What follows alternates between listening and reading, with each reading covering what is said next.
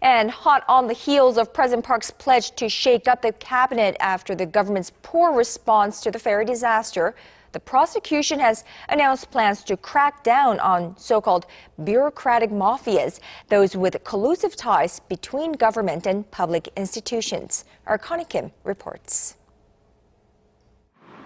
The prosecution will soon set up 18 special investigation teams across the nation to root out corruption, with a focus of ending collusive ties between government officials and the industries they regulate.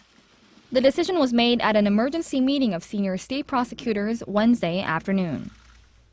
Prosecutor-General Kim Jin-tae said the district public prosecutors' offices will each form special teams charged with stamping out corruption involving civil servants.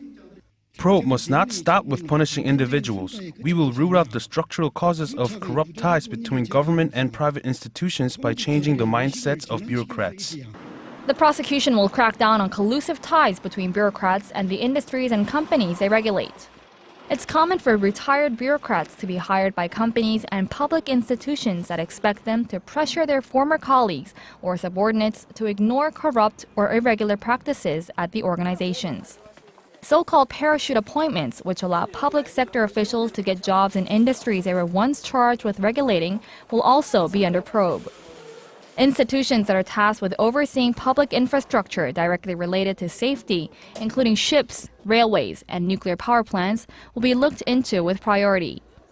To clamp down on profits made through corrupt practices, prosecutors are proposing a law to confiscate hidden assets amassed by current or former civil servants through bribery and other illicit means.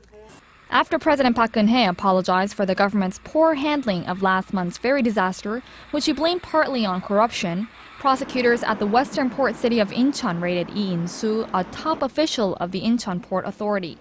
Lee, a former board chairman of the Korea Shipping Association and a retired official of the Oceans Ministry, has been charged with embezzlement. Connie Kim, Arirang News.